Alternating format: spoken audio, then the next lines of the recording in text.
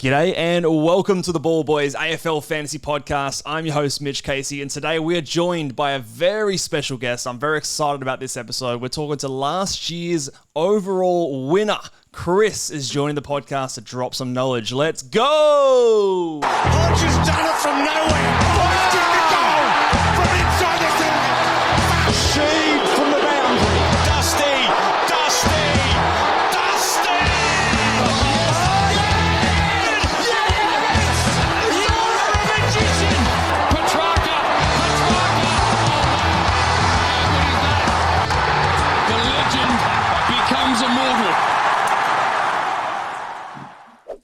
G'day and welcome again to the Ball Boys AFL Fantasy Podcast. I'm your host, Mitch Casey, and you can find me on Twitter at Ball Boys Fantasy. And like I said at the top of the show, guys, we've got a very special guest on the show today. Last year's Hilux winner, he took out the entire thing. We've got Chris from coach of No Idea 5. Am I right there, Chris? How are you, mate? Very good, Mitch. Thanks. Very, very good. It's still so funny when people say to me that I'm the winner. It's pretty cool. Yeah, well, I'd imagine. I mean, I wouldn't ever get sick of hearing that. It's a pretty big feat, especially these days with all the smart, switched-on people out there, all the content that's out there, and so we'll keep referring to you as the winner, the best coach in Australia until proven otherwise. I'm sure. I'm sure you're getting used to the interviews and things like that. I know you've been on a few other podcasts, but thanks for coming onto the show, mate. And we're going to be picking your brain a little bit today. The first thing I want to touch on is, I guess, your AFL fantasy background, and I guess fantasy background in general. Obviously, for those who haven't heard Chris before, bit of an accent there, but I do understand from what I've heard, you are an avid fantasy player, both of AFL and other sports as well. Yes, so I've played AFL Fantasy since 2017. I was just actually looking back through the season history. I think my first year, 2017, finished 6,000th. Talking to Silva about it also, I think obviously he won that year. Following year, got 401st, so I had a bit of a jump that second year. And then it's always been about around the 1,000 mark until 2022, where I got a top 1,000 again, 895. 2023, I was 408th, so I was tracking in the right direction. And then, I've had a few hard luck stories through the time, getting some poor scores from people like Callum Mills, getting like a 3. I think it was a couple of years, I think 2018, I had a guy who played for Geelong. I think he got a -3 and got injured. Oh. And that was his score, so I had some shockers. I've actually got a bit of a no idea suite because I've also got the Premier League fantasy I'm playing right now. Oh, nice. I'm about 800,000th in that, which sounds pretty poor. And then you see there's about 10 million people playing it. So well, there you go. Top 10%. So that's a lot of giving it a crack. Yeah, absolutely. So, you obviously got a good head on your shoulders, and I was listening to the Holmes Files, and obviously you were on the Holmes Files a few weeks ago, but your brother-in-law Selby, obviously for those, a lot of people just know Selby, he was saying that you're not quite. He reckons you're not quite getting the props that you deserve because all your friends and families think it must be pretty easy getting all these cars and stuff. You've got 3 cars between you now and 3 number 1 hats. So what's that been like? Maybe we should give you some more props. Maybe your friends and family need to listen to a few of these podcasts because you're a bit of a celebrity now. I know, it's quite funny. Well, there. So one of my wife's cousins, his first question to Sel was, well, was it you or was it Chris? And so when Sel was like, nah, it's Chris, he goes, oh, well, that's awesome. So I was like, yeah, come on, thanks for that. No credit. Yeah, look, it's obviously a massive achievement. You've obviously done a very, very good job last year. So we're going to pick your brain a little bit. The first thing I want to talk to you about is something that I want to personally delve into a little bit more as a content creator, because I think there's a fair bit to the psychology, I guess, for lack of a better term, of a successful coach. As someone who has been battling in the pointy end of the season a couple of times, especially when you're up that top point, the pressure that goes into every single decision, the the overthinking that you're doing, especially if you're making content like myself and you've got lots of people listening to you, you can start to sort of get in your own head. I wanted to start by talking to you about like sharing your experience when you were battling for the top spot. What was some things that worked or didn't work from like keeping your head in the right space when the pressure was on? It's a great question. One of the interesting things I think around I probably hit the top 20 or top 10 around the buys. I was actually hiked Mont Blanc. Yep. It was one of the best things because literally I checked my fantasy score just as I was hiking down and I saw that some of the players coming in. And it just took the pressure off, not checking the scores the whole time. Yep. And I think you're right, not getting inside your own head and list. And it's funny though, like you give away all your trades before you do them, whereas I'm sitting in the background and I'm going, "Cool, that's a good trade. I'll use that," or "No, I won't do that one." So I do feel sorry for the content creators because basically you're showing your cards the whole time, whereas me and the rest of the chasing pack, we're all picking and choosing which ones we follow. Yeah. And I think go on. No, sorry, go on. I was just going to say, I think that is the beauty of the content creators out there, and like not to say that one podcast is better than the other, but you have this smorgasbord of like obviously smart people who have probably a lot of time on their hands, to be fair, but also a big passion for the game, and so not everyone's going to be right all the time, but you can sort of listen and choose sort of which advice sort of resonates with you. So I guess that is an extra bit of a help, but I'm sure you still would have obviously been feeling the pressure. Is there so would you try and escape the weekend as much as possible, or obviously with the looping and stuff last year you had to be pretty plugged in? How did you handle all that sort of stuff? Oh, absolutely. Like it was constant trying to know what was going on. I think the headaches, and I think I was listening to, I think it was you guys or someone else was saying about your risk profile and about who you've got in your team. Like each week I was doing the looping with like a Billy Wilson or Jai Simpkin, James Peeling, all that kind of thing. And so, especially near the back end, I was having to almost put timers on my phone and be like, right, okay, I need to know how well they've performed up to a certain point of the game, because if it might be a crossover between two games and then having to go, yep, I'm gonna lock in that score and put this player on the ground, or no, it's not high enough, I'm going to roll it into the next player, which nearly cost me the car in round 23 when I had Peatling stuck on the ground.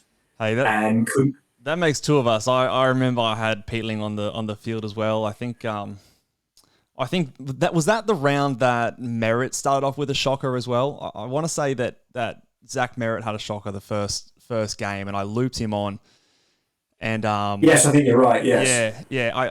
So Merritt scores something like a 50 or a 60. So, and I had him on the bench. So I was like, okay, sweet. I'm in the driver's seat here. So instead of I traded. Who did I trade? I traded. It was my F6. So I had an F6, F7 loop. So I thought, okay, well, surely someone's going to go better than 50 here. I'll put my guy on the field, Peatling on the field here, and then I'll get in a better midfielder by trading out my forward. And then obviously the 32, I was kicking myself. And then I did see, I remember Selby tweeted at the time that you made an error of sorts that was on the field as well. So it made me feel a tiny bit better that someone else had in the top 20 had Peatling's 30 on the field. But yeah, I imagine like me, you'd be pulling your hair out. Oh, especially because I think the 75 that Simpkin put on would have put me first going into round 24. Yeah. So I was probably, I think I did text Selby and went, there goes the car or something like that. Yeah. But in hindsight, I think it was a blessing in disguise because it meant I attacked round 24, whereas Tom was having to defend. So, I mean, I don't think I would have gone Noah Anderson, for example, who got a 125 in that round. And so probably would have probably cost me. Yeah, I think that's interesting. In hindsight, making a mistake as long as you make something better of it the week after. Yeah, and that's that psychology thing, like being aggressive versus being defensive. When did you start to take into account the ownership of the coaches around you? Like, how early in the piece were you sort of starting to eye off other teams? Was it after the buys? Was it a bit later than that? How late in the season was that sort of on the forefront of your mind? I reckon, looking at the trades I did around 21, I reckon. Yeah. So that was about when I was looking at, so it was Adam Treloar or Josh Dunkley. Right. And I looked around basically what everybody else had got. And I think everyone else was rolling Josh Dunkley. And so I decided to go Treloar as a bit of a point of difference. And then I think I got Dunkley in round 23, which ended up being a bad choice. But that was to match everyone as well. So I think it was those final six trades of luxury trades were where I was looking at everyone else and seeing what they had and deciding what I needed to get ahead of them or match to stop the bleeding. Yeah. Yeah, interesting. Because I've been guilty in the past of maybe starting to look at that ownership a bit too early. So I started looking at sort of coming out of the bye rounds, I was ranked fourth. And it was at that point where I was like, okay, I'm going to start looking at the top 10 coaches. Okay, who has who? And it was at that point where I made the trade of going Tristan Sherry out. It was to a Rowan Marshall. Yeah. No one in that top 10 had Rowan Marshall at that time. So I thought there's a good point of difference. But it was probably, with hindsight, a bit too early to be concerned with that. So it's a lesson that I wanted to take. And it sounds like you probably delayed that at probably another sort of 3 or 4 rounds later. So I think for me, and if anyone in our audience finds themselves at that pointy end, sort of whether it's top 100, top 10, I think that's a lesson that I'm gonna try and learn. But let's turn our attention now to 2025, or at least starting to look at 2025. We're in the stage where we're creating our starting team, and it's a beautiful time of year, Chris, because no one's wrong. We're all right until the season starts. But when you're going ahead and trying to construct your fantasy starting squad, do you have certain philosophies or rules or certain things that you want to look for in each player when you're selecting them? I think I've definitely got the standard that everyone has of you want the players to be outscoring their price. Looking around at, and especially the defenders, like I look at them and just kind of I was flicking through them and going, who's actually going to who's going to match or even outscore their price from last season? And I look at, or hasn't got a buy as well. So it's funny, all of the talk about the buy and my big gamble last year with Tom Green, and like the trading him out and that kind of thing. But when I look at the midfielders, defenders, I couldn't pick. I can't pick anyone to go, you're going to go much better than what you're priced at and doesn't have a buy. So that's a bit of a challenge. But yeah, so I think building it from the rookies out as well. Mm-hmm. So looking at your structure. So at the moment, for example, I've got 5 rookies on the ground. Fill your bench up with the other kind of close to, if not basement prices. I must admit, this year I've probably gone at this stage. I've got 1, 2, 3, 4, 5. I've got 5 non-basement price rookies on the bench. Mm-hmm. Which might change as rookies pop up. But essentially, yeah, it's basically building and then working your way through. I went straight to the Rucks, and I've got my 2 Rucks at the moment. I'm going against what everyone else seems to be doing in terms of R2, but it depends if pre-season and if selection changes, and that might have to change. Yeah, of course. I mean, the caveat also is it's January. There's still plenty of water to go under the bridge, but we'll dig into those rucks a bit later.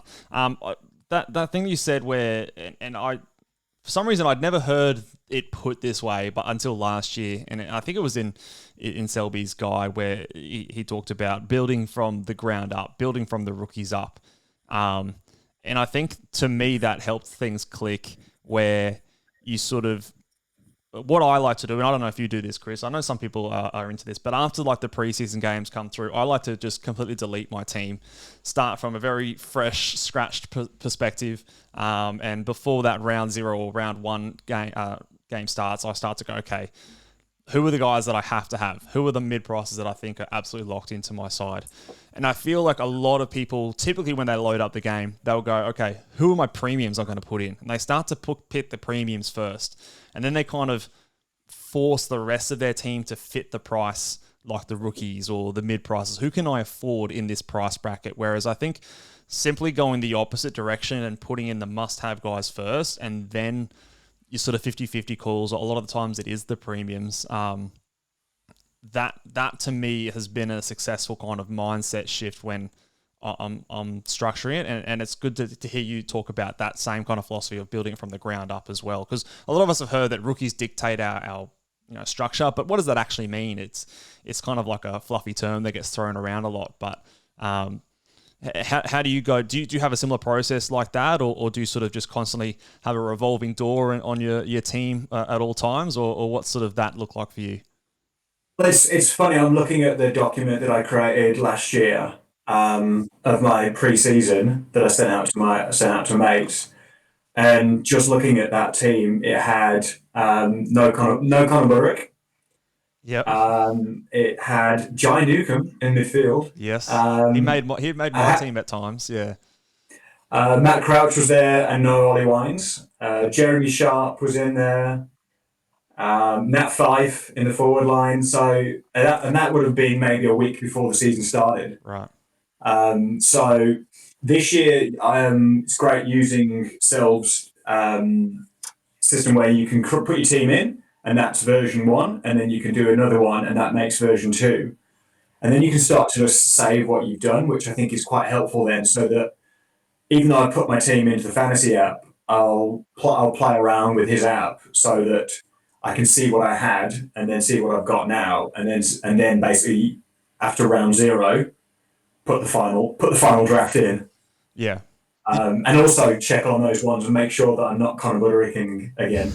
Yeah, I mean, but you talk about those Connor Buderick picks. Like for me, I started the Cam McKenzie.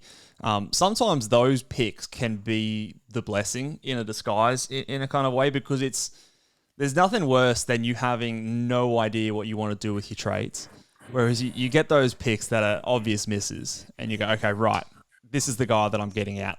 Who's the guy that's popping? So it's a weird kind of thing that sometimes those failed picks can actually be your ticket to. And I feel like most seasons the winner has usually come on and sort of talked about, a pick that was just awful and, straight away pivoting to someone else. So, but no, the team picker sort of thing that they've got there is good. I've heard a lot of people talk about screenshotting their team and going back to what they did, because obviously sometimes that overthinking can start to come in. How much did your team change last year after round 0? Were there some certain players that were not in calculations that after round 0 came into your side? I know Isaac Heaney was someone that we'd all were like, oh yeah, the midfield time is not really going to happen. But then when we saw it in round 0, he made his way into a lot of our teams. Were there any other players that sort of you weren't expecting to start until round 0 and you had some actual scores to go off?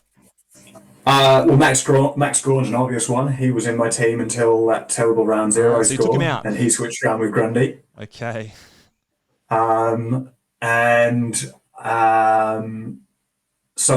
Tom Green was not in my starting squad, so I think it was a Tom Green swap with Jai. So I think it was a Jai Newcomb, Max Gawn out, Grundy, Tom Green in. That was a switch around. And was that a cash generation based decision when you made those changes, or was it something that you'd seen that you hadn't seen before or didn't expect before? Yeah, I think because Gawn was only priced at I think 92. I think he was priced at, but Grundy was 677. So I was like, if he's going to score 90s, priced at that, you can't ignore it. So in terms of that round 0 price generation, like Tom Green getting, was it a 130 or 140 or something like that in that round 0, he was instantly go up. So you're going to get that generation straight away. So even if he was moved on after his high, which I did, I got 3 price generations from him. Yeah. And was that a pre-planned thing that you went into the sort of round 1 thinking, okay, Tom Green, I'm going to get this chat generation. He's got 2 great matchups. I think it was at North Melbourne, West Coast, back to back. He's got his round 3 bye. I'm going to trade him out at that time. Cross my fingers that I don't get any carnage or anything like that on that round. Absolutely, because had Lockie Whitfield as well. So I was actually probably heavier than I wanted to be going into that, because I had the Sexton and Conor Buderick obviously as well in that starting squad. So I was quite heavy going into it with those Gold Coast players and the GWS ones, knowing I was going to have to probably to sack off one of them. In the end, 3 of them went within the first 2 rounds. Yeah. And they'd done their price generation enough, and I was able to go from Conor Buderick to Riley Bonner, get Jordan Clark in. So it was almost having that good price that they'd already made and be able to jump into the ones who were popping, and not having forced bullets. Yeah. What? Because I remember at the time there was debate about okay, should you trade out a Lockie Whitfield, and that was probably a more popular trade out player. I think Calvin or something like that. One of the traders I think traded out a Whitfield. What made you trade out a Tom Green who'd gone basically 3-1-20s to start the season instead of a player like a Lockie Whitfield? Was it the line that he was on and the other options that were available, or was it you were just happy to for the cash, or were you sticking to your pre-planned sort of moves? I think I saw it purely as Whitfield will be the best defender for the year, and Tom Green may not be the best midfielder for the year. Yeah, and it was as simple as that. No, I like it. I remember making the same sort of argument that time last year, but it's cool to see someone execute it and have the balls to do it. So because it's all good in theory to say those sort of things, but when you have those scores in front of you, it can be hard to sort of walk away from it for sure. Speaking about the buy rounds, so obviously we've been talking about them. So the early buys and the mid-season buys last year, I'll lump them together. You can talk maybe if there's different approaches for both. But what was your general strategy specifically for the early buys to start? Like, were you trying to avoid, were you not caring? Obviously you had that pre-planned trade for Tom Green. Did you have a certain amount of players you wanted on those buys in the early rounds, and do you think it's going to work this season? So this season when I was chatting to Holmesy, he reminded me that there's 4 teams on one of the buys, which is that's a real challenge, that one is. So that will probably dictate if there's a 50-50 on a player. If they're on that buy, it means it's easy to move them on. Right. In terms of how I attacked them last year, I think like within that 5, I didn't get him in the end. But as far as I was concerned, you could carry him through those first 5-6 rounds because you've got the best 18s. And if they're no good, you can trade them out. You can hide behind them in the best 18. So I think making sure you've got 19 or 20 at least for every one of those first few rounds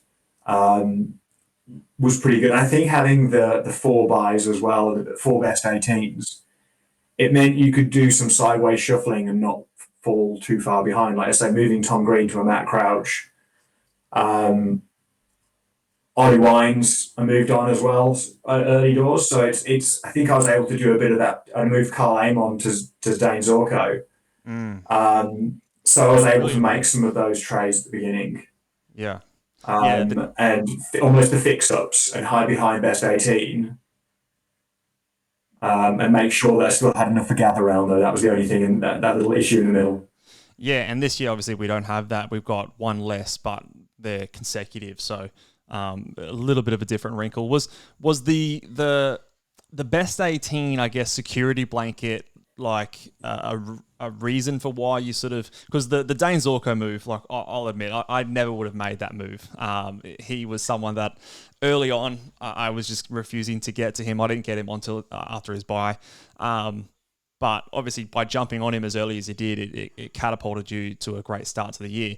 Was that because of the early buy rounds, the best 18, you felt like even if he goes down injured, you sort of protected that way? And does that mean that this season players like Adam Chera, Sean Darcy, those types of injury risk players, you'd be more keen to go on to? I think you've got to look at your entire squad and see the risk profile and basically go, okay, how many am I willing to go down? I think if you have too many questionables, because I wasn't thinking about Chera until actually someone was talking about it the other day, and I was like, he makes so much sense. So he's an option. However, you can hide behind it for those first 4 rounds, definitely. And it's the missing them, because that's the other thing as well, especially with those underpriced players. If they do go off and you get all that price generation, you can miss them. I know a few people missed Isaac Heaney last year and just couldn't get to him. So I think you do have to weigh up the pros and cons and go, okay, it might hurt me, but on the flip side, the risk versus reward could be huge. So yeah, I think Chera is definitely a really interesting player for this year, because if he in the pre-season games, firstly he gets through pre-season, and if he pops in a 90 or 100 or something like that, he's probably a goer. Yeah, the other thing I think complicates it a little bit when we compare like the Zorko argument to some of these guys this year is like Zorko was the number one guy. Like he was the guy in the forward line. Versus like even if Chera puts it all together, even if Sean Darcy puts it all together, they're not must-haves by any stretch. So you talk about risk versus reward. Well, the reward compared to Zorko last year, I don't think is as high. So trying to factor that in as well. And Zorko was so, I mean, and these guys are cheap too, but Zorko was so cheap last year. And I think also, because I've played with the Zorko thing in my mind so many times. I'm like, why did I not want to trade him in? Why was I so scared? But what I think I failed to understand was his change in role and how that could potentially be not only obviously for his scoring, which we saw, but in terms of managing his injuries. Like, it's such a cushy role when you're just sitting out the back there, running to get uncontested marks, getting that. You're not in tackling, getting those hard possessions. And obviously, for someone who's 36 years old, I mean, that's got to be worth something in terms of preventing yourself from being injured. So if a situation like that comes up again, factoring role into the whole mix of injury potential, I think is important as well. Because obviously someone like a Lachie Whitfield, he was someone that a lot of us sort of labelled as injury prone, but you know, he played basically, I think he played all the games last year. So yeah, it's an interesting one. And I think as well, Lachie Whitfield's the same as Dane Zorko. They're not relying on contested possession. They're relying on free, easy chip marks. So yeah, they're not putting their body on the line. Whereas Sarah, I Sean guess Darcy. yeah, exactly. Yeah.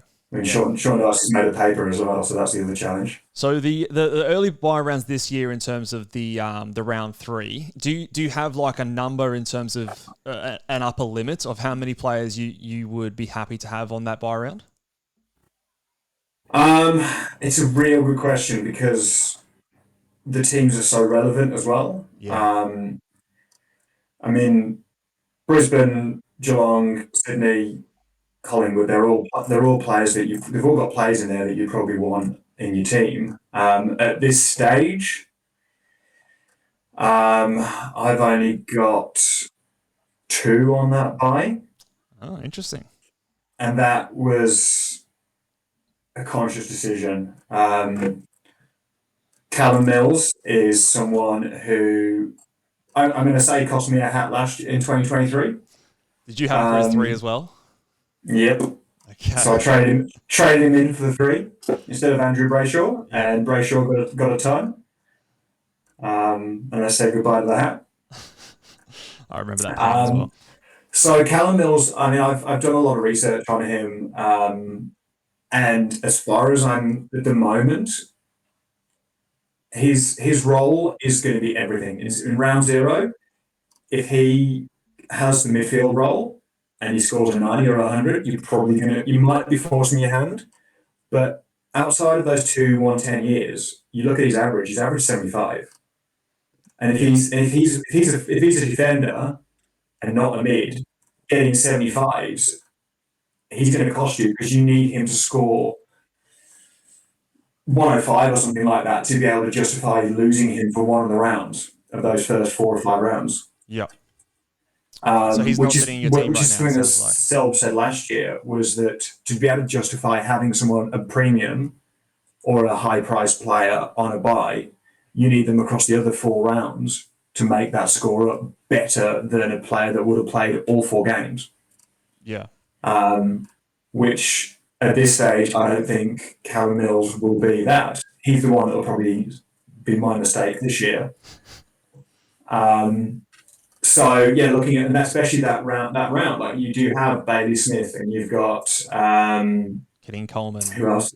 Kidding Coleman, exactly. Yeah, the Ashcrofts. And they're both Ashcrofts, exactly. So you've really got to make a big decision on that. Also, last time I didn't have any Brisbane or Carlton players who were on that first bye. Mm-hmm. And so at this stage, I am avoiding any players who have round 2 bye as well, which is your Gold Coast and Giants, which plenty of players in there which are definitely players that you would consider. But my thoughts are, if they have a good round 0, a good round 1, in round 3, you can launch into them if you've got a missed player from your first couple of weeks. So it's a situation where it's not too late, basically, to pay up. You'll have more confidence. You'll know exactly what they're doing.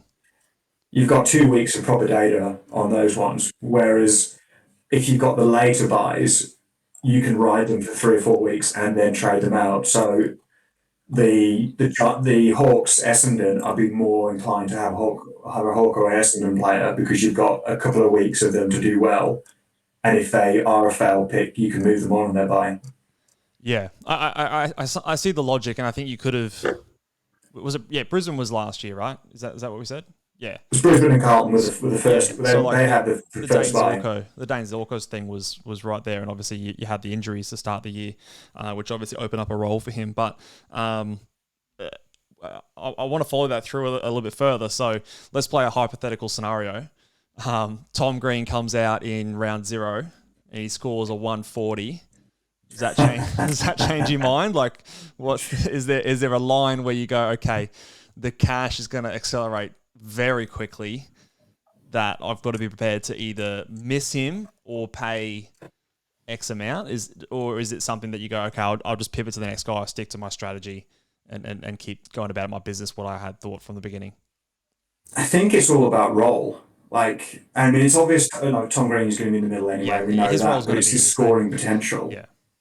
I mean, he's priced at, what is it? Is it 105? Is it 99? I think he's under 100.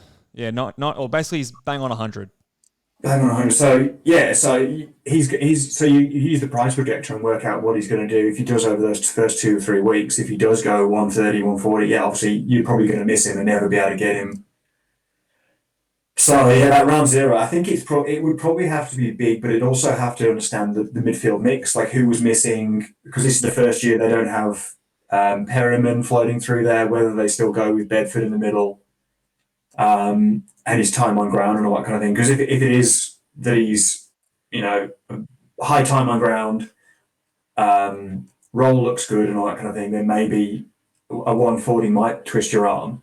Especially those top end midfielders, because I scrolled down and looked at Trelaw, Merritt, Golden, Flanders, Dunkley, Bont, Steele, Butters, Dawson, Heaney, and looking at all of them going, none of them are going to outscore what they did last year, probably. So if Green didn't have his bye, I would 100% be going for him at this stage. Yeah. Yeah, he's a guy that's clearly underpriced, and we know why. Like, he had some injury games, but it's the argument of, okay, could you get someone who's also underpriced but doesn't have that early buy around? And I like your thought process over the especially those first 2 rounds, where I don't think it'll be too late unless there's some monster scores. But in saying that, you miss those scores, right? So you don't get them by trading them in. So who's to say that they pop 2? They do a Caleb Sarong, like last year, Caleb Sarong did a 160 in round 1, had a 130 in round 2, and then the rest of the season, I think he averaged under 100 or something close to that effect. So his role was no different. Like, there was no change for him. He was the same midfield mix, but essentially. So yeah, and it's whether he had a good matchup. Like, if you've got like the Tom Green last year, we all knew he was playing Eagles and North Melbourne. We knew he was going to pop off and go well. Yeah. Whereas this year, so who's he got? So his guy had been round He's got Collingwood. Yeah, so And then Collingwood, Melbourne away. So Collingwood's a pretty friendly matchup. So you would expect him to, like, they're not going to tag. They don't tag Collingwood. Melbourne don't normally tag either. So he's going to be let run free. And then round 3 comes up against Hawthorn. And who usually tags him in round against Hawthorn? Well, you're probably going to have someone sitting there with him. So who's the guy that usually runs with? Finn McGuinness? Yeah. Finn McGuinness. Sometimes you'll also have... Common Nash, is it Common Nash? Yeah, Nash. Yeah, Nash normally runs around with Tom Green as the biggest sort of body. So historically, he hasn't scored too well against them. So understanding those kind of things, I think, is also, a good point to raise. Talking about, again, with last year and obviously the looping and things like that, the cash gem, which we got from the opening round, guys, we were set with a lot of teams having a lot of cash, right? And one thing that, especially, again, when I was coming out of the buys and I was sort of looking at all these other teams around me in 10th, I was like going through, matching up all my uniques against everyone. And I came to your team, I go, okay, I think I've got this guy covered for these uniques. And then I went, holy shit, actually, he's got an extra premium than I do. And this was even accounting for the 23rd forward as well. So I know you went there relatively early. Do you remember what round you got your 23rd and 24th premium? That's a good question. I think part of it was in the past I've moved rookies on early and not got their full fattening. Yep. Sean Manor, Billy Dowling, and a few of those guys, I waited until they absolutely max out. I'd rather move a mid-pricer on. Yep. So I reckon I was pretty good by around 18, I think. It was about there where I was starting to be luxury trading and being able to do a double downgrade or not so much double downgrade, but like I was moving on rookies and being able to bring in enough cash generation to get a premium on the other side. Like round 21, I moved out Billy Dowling and Sean Manor and brought in Jack Sinclair. So I actually had another premium there that I'd only moved on 2 rookies.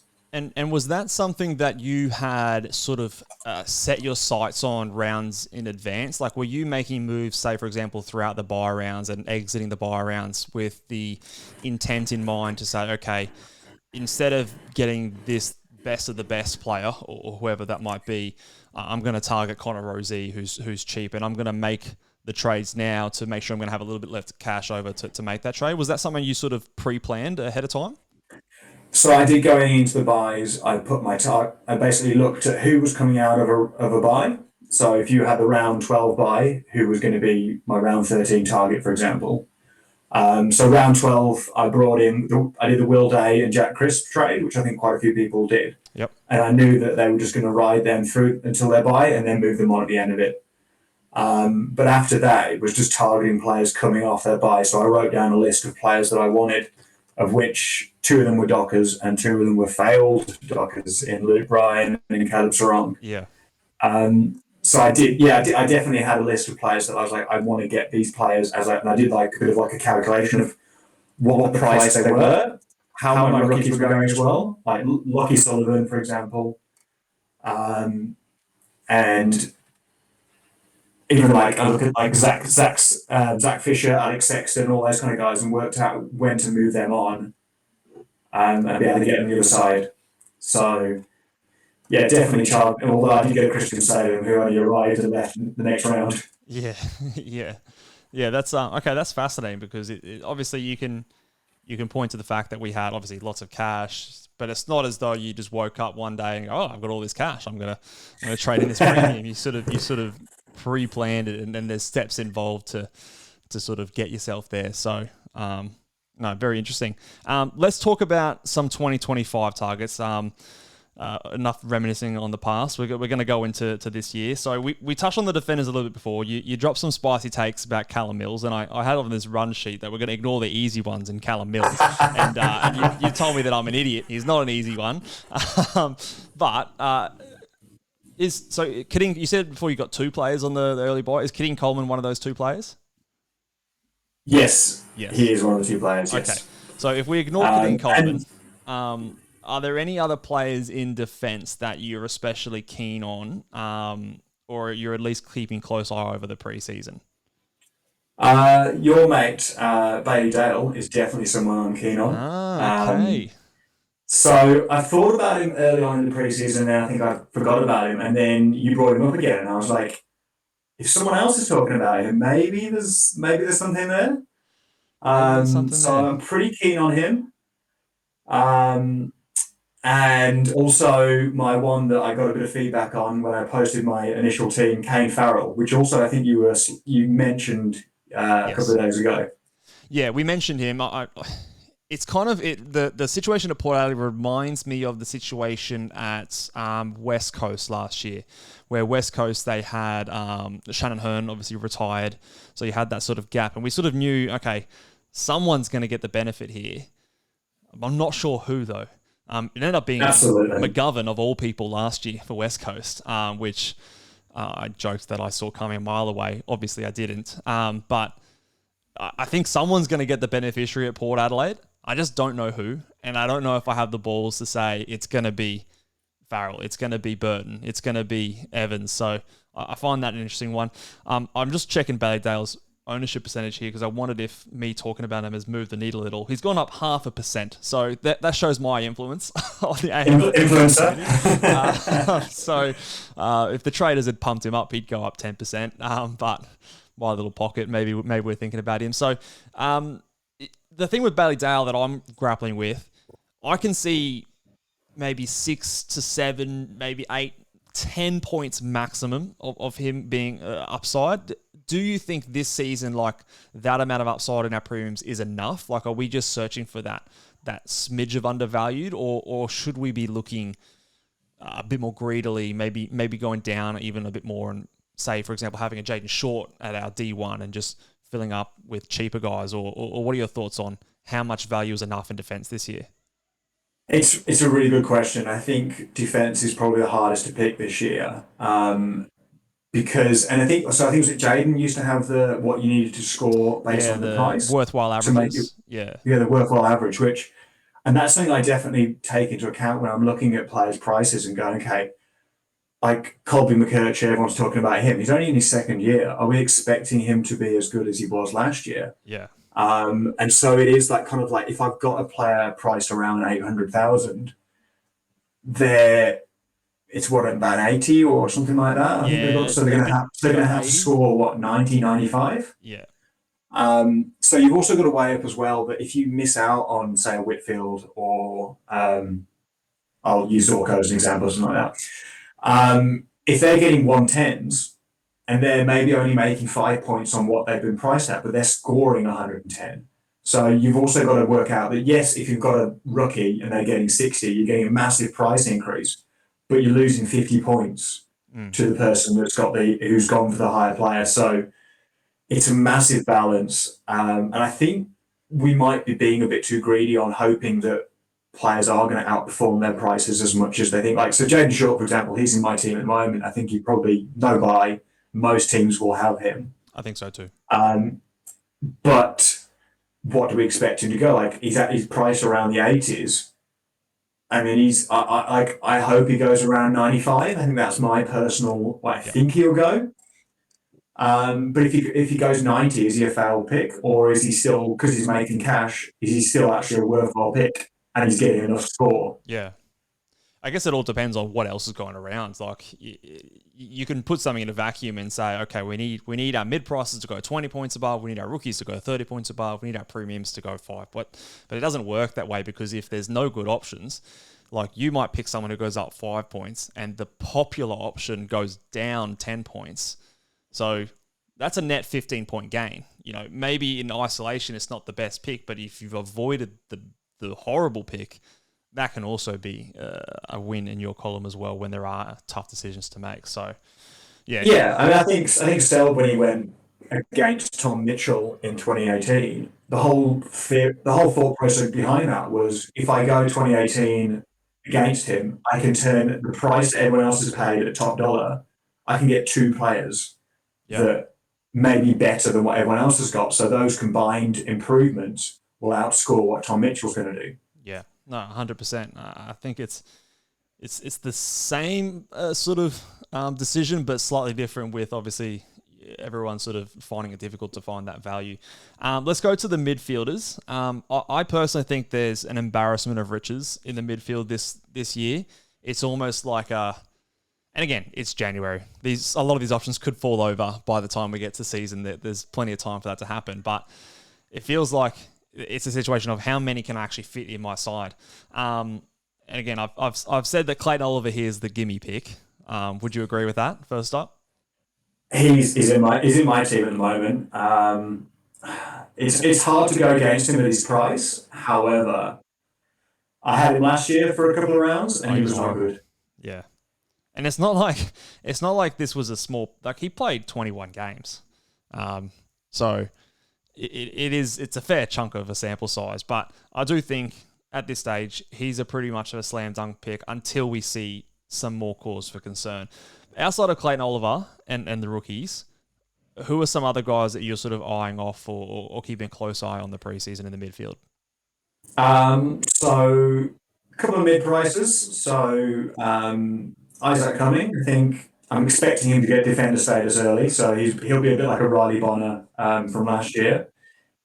I really like Nathan O'Driscoll. I don't know if he's going to be best 22 though for the Dockers, but he's priced so cheap. Yeah. I think he's 400k, and if he does get a wing position, scoring 80s, he's going to be the bargain of the year.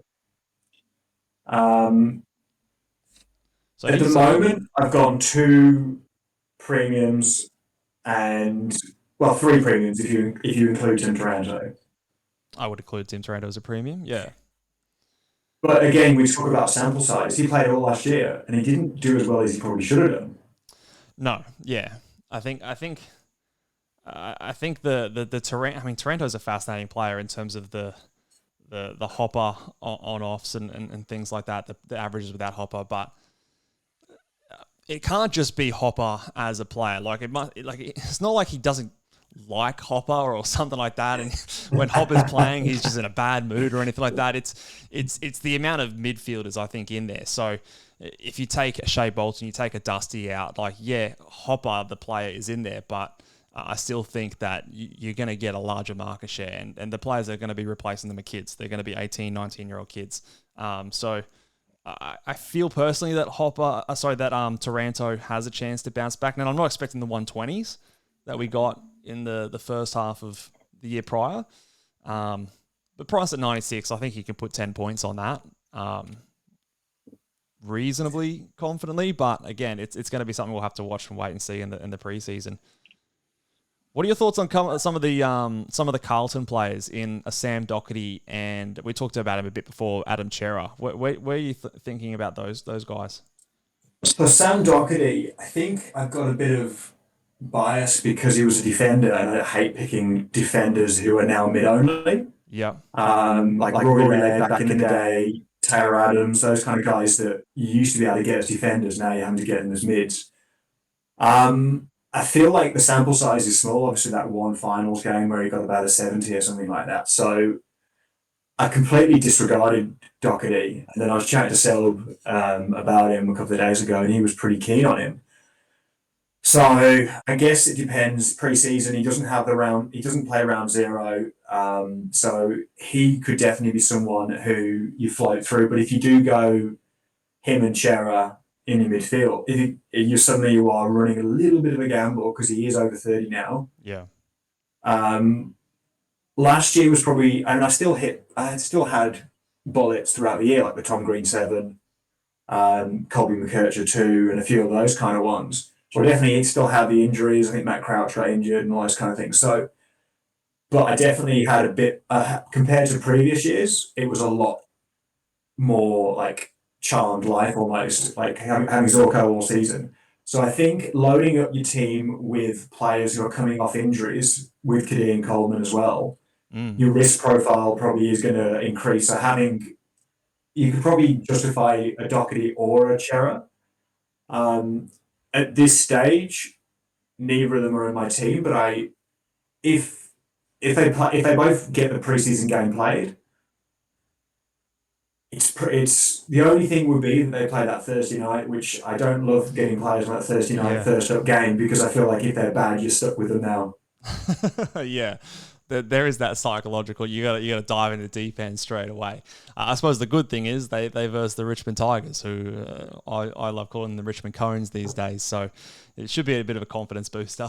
But no, I do think it's interesting with Doherty. I will say the fact that he played the game last year, coming off an 8, like that recovery time is incredible. I think we saw something similar. I want to say from a James Sicily or something like that a couple of years ago. And the fact that he's able to get that recovery that quickly and then have the full off season, not necessarily rehabbing, but just getting his fitness and sort of coming back to basics, gives me a little bit more confidence than, say, for example, someone like Kadeem Coleman, who we've not seen since that injury in round 0 last year. So, yeah, but for what it's worth, he obviously is a little bit older. Let's go to the rucks now. So set and forget is all the rage at the moment. I think it's because it rhymes. But where are you at with your ruck structure? And you did mention before you've got a bit of a different R2. Care to reveal who's sitting there at the moment? So it is Jordan. It's Jordan Sweet at the moment. Okay. And it's purely if you're a solo ruckman, unless you're Draper from the Bombers, yeah, you're gonna score mid-90s. Or Bailey Williams from the Eagles. They're probably the two exceptions. Yes. So I feel like he did show some scoring potential last year. As long as Soldo's not named, there's no reason that he could outperform his price, and probably be a top 6 ruckman.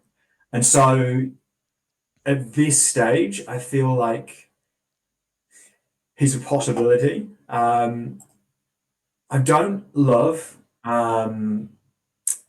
TDK at this stage. I feel like he's a bit like Tim English, that he might get bullied around a bit because he isn't the bulky player that the others are. So that's why I feel like Jordan Sweet's a bit of a bigger guy. And if you look at Jordan Sweet through the finals, he averaged around 90 as well. Yeah. So even again got 112 against the Hawks. Ruckman, what's his name? The tall fella. Meek. Yeah, Meek. So I don't know. It's a hard one, and I think there is a bit of a saving on De Koning as well. So he's 62 grand cheaper. So whether it's worth it or not, I'm not sure, because maybe it's safe in numbers. Everyone goes Tom De Koning, and then at least if he fails, you're all kind of there together. In terms of having Marshall and Cherry, that's a lot. That's $3.4 million basically in 2 positions. It's hard to justify, and I think, like listening to Sil as well, I think you were saying about if you have 2 like captain options in one position, it's almost a bit of a waste. Yeah. So yeah, I think set and forget. I like it because you don't have to mess around. I've messed around with rucks before. Even last year, I mucked around with rucks. So I started the year with Grundy and Cherry. Traded Grundy in round 18 to Tim English for that Geelong matchup, which actually he didn't do that well. Yeah. And then the next week I went to Rowan Marshall. So in the end, I still had plenty of ruck coming through. I also had Luke Jackson as well in my forward line that I moved into the ruck spots during the buys. And I think because you only usually have 1 ruckman in a team within reason, but you have 5 midfielders. If a ruckman goes down, you're having to really restructure and change your model. Whereas with mids, you can get a mid-price mid, and it can almost do as well as a full-price one. Whereas rucks, they drop off pretty quickly. So it's pretty. I don't know. I can't justify going Marshall and Cherry at this stage. And then I look at the rest of them, and Gorn, I feel like he might go down. Tim English, he hasn't been great. Nank he's actually a good pick because he's consistent. I mean, he scores about 100 odd every year. So you're not going to lose anything, but you're not going to gain too much from him. Yeah. Witz has got the early buy, Grundy's got a buy, Cameron's got a buy. And then you're sort of working your way down, and then you get to Tom de Koning. So, and I'm not a big fan of Sean Darcy because I don't know how well his body's going to go. I reckon if Freo are winning, I think he'll be the first one subbed out if they've got him and Jackson on the ground. He's also got a shared rucking as well. So whereas if Jordan Sweet is the number one ruck and Soldo isn't playing at all, I think he will probably match, if not outscore, Tom de Koning. I like it. I like the spicy take. I think, I'm not sure if this episode has aired yet, but I had an interview with Bales from the Fantasy Fanatics before Christmas, and I totally forgot that Soldo was still there. But I was thinking that Sweet was going to be an option with in my head at the time, thinking Soldo was gone. But I do agree that he has potential. Obviously, as that number one ruck option there, and there was a reason we a lot of us.